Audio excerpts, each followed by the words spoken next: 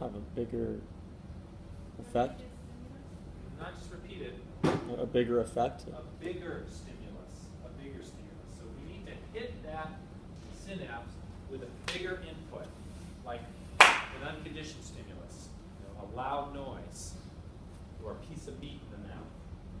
That's going to cause a lot of glutamate to be released, hit that NMDA receptor with a lot of input, and when that happens, the magnesium can't stand it anymore. It's too much for it. It pops out.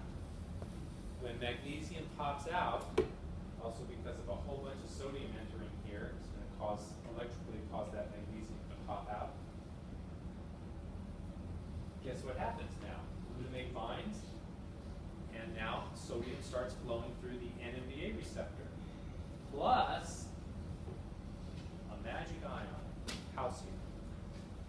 So calcium didn't come in before we hit it hard, but then we hit it hard, magnesium goes away, NMDA allows calcium to come in. So this magnesium, it's just chilling there like all the time? Like we have a bunch of receptors now with just magnesium just sitting there and waiting? Magnesium is it's electrochemically attracted to that receptor. It thinks it belongs there. So it's attached to that receptor blocking the channel until that cell gets too positive and then it flies away. So when that happens, when we hit it hard enough, calcium comes in, and basically calcium says, hey, something important is going on here. So everybody else, listen up. So you over here, who's getting input from some mild stimulus that doesn't mean anything, it means something now. It's more important than it was before. That little sound you hear, you heard, at about the same time that you got the meat in your mouth, that's important. That means meat's coming. So other other receptors at this synapse are going to be activated more so than they were before you hit it hard with the unconditioned stimulus. So you pair the unconditioned stimulus with the conditioned stimulus over and over, repeatedly, and you do have to do it repeatedly, repeated pairings. That's how conditioning works. And if you do it enough times, then this synapse is going to change, so next time you hit it with that sound by itself, you're going to have a much bigger response. More sodium is going to enter. More glutamate even is going to be released because this neuron sent a retrograde message back and said, hey, next time you hear the sound, release more glutamate. So there's all sorts of changes going on. And altogether, it's called synaptic strengthening, LTP, strengthened synapses. But in order for that to happen, there are these three elements that have to occur. And these do occur with conditioning: specificity, cooperativity, and associativity. Is everybody with me up to this point? I know I'm going kind of fast. So the LTP we have a lot to get through. creates a synaptic what? Strengthening. It increases the strength of certain synapses. So basically, it increases the response, the postsynaptic response. Long-term depression would do the opposite. We're not going to talk about that. So in order for LTP to work, we have to have these three principles: specificity, cooperativity, and associativity. We actually, I think, have talked about these already, but maybe not so clearly. The synapses that are going to be strengthened are only the ones that are getting activated. And so it's not going to strengthen synapses far away from this input. Only the synapses that are getting that big input from the UCS are going to get strengthened. So it's specific.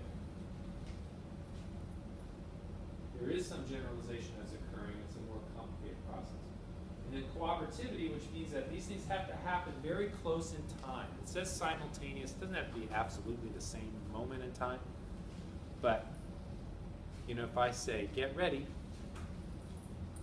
and then 10 minutes later I go, you know, are you really going to associate get ready with that loud noise? Not as easily if I say, get ready, and then do it. So, cooperativity, they have to occur at roughly the same time. I'm sorry if you're sensitive to loud noises. I know that's irritating. I'll stop. The last one is associativity. Is you need, in order for strengthening to occur, you have to have something that can be strengthened. So you've got to have a weak input, relatively weaker input, along with a strong input that are being associated together. So then over time, that weak input gets stronger. So these are the basic principles of LTP. And conditioning. So Pavlov didn't know anything about glutamate, but he knew these things had to occur in his dogs in order for conditioning to occur, classical conditioning. So all of this talks about what we just said in more detail. So it's all there for you. It's retrograde transmitter. One other thing that happens, very interesting, is structural changes. So not just strengthening at receptors, but you see on the right there, there are actually more terminals, axon terminals that are created due to LTP. So the more conditioning that occurs, you're going to have rewiring. And this also leads to strengthened response. You get more synapses, more terminals, hitting dendrites. Obviously, you're going to have more of a chance for a response there. So it's very, very powerful process. So you do want to review all these things that hopefully you covered in Psych310 in terms of conditioning. It also plays a role, although it hasn't been researched as much, with operant conditioning. Reinforcement, punishment. That's the essence of operant conditioning. So very briefly, if classical conditioning is the pairing of stimuli, what is operant conditioning the pairing of? It's not just one stimulus, the two things. What's paired in operant conditioning? A reward and well, those are two different things. So in reinforcement, reward and behavior, that's right. So you have a response, not a stimulus, a response. You do something. I walk down this arm and I get Fruit Loops. I walk down this arm and I get nothing. I walk in this room and I get a great class. I walk in that room, who knows what we get. So your behavior showing up here might get rewarded by a positive outcome or consequence. So operant conditioning is the pairing of responses and consequences, behaviors and outcomes. Reinforcement is when your behavior is followed by a positive outcome. So whatever led to that positive outcome, that consequence, will be reinforced. You'll do more of it. Your behavior will change. It will increase. LTP is involved there.